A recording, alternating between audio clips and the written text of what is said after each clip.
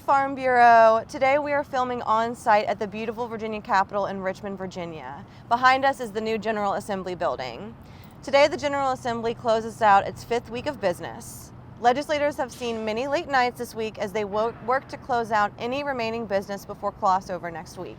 Jake, set the scene for us. The Virginia State Capitol is over 200 years old and hosts tours throughout the week for constituents. Now, let's get into some bills. This week has been heavily focused on solar. Special thanks to our Farm Bureau leaders and members for the overwhelming response to our action alert last week. Caitlin, I think we had over 500 members reach out to their legislators and share their position.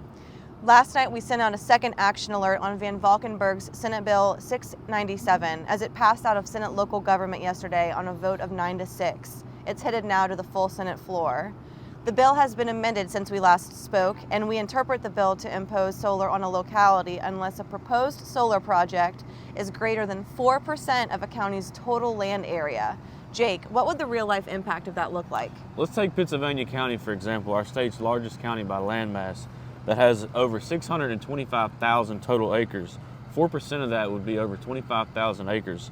That means that a singular solar project would have to be greater than 25,036 acres to be banned in that county.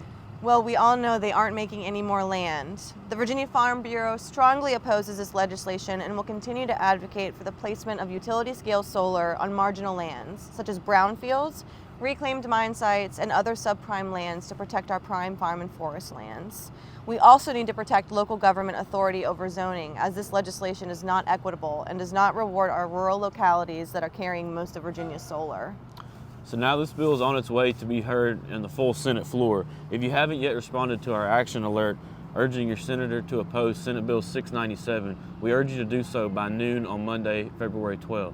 If you're not receiving our actions alerts, please reach out to somebody in government relations to assist.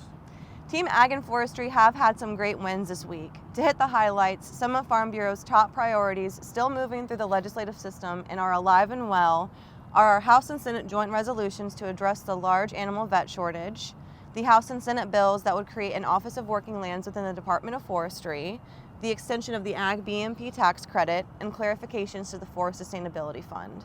We are also thrilled to report that both the House and Senate bill that would have created a pathway for an electric utility or an independent power provider to appeal a local government authority decision to obtain approval for the siting of a utility-scale solar facility from the SCC has both been continued to 2025. Be on the lookout for your weekly government relations newsletter that has bills we're monitoring, and we look forward to speaking with you again next week. From all of us at Virginia's Capitol, have a great day.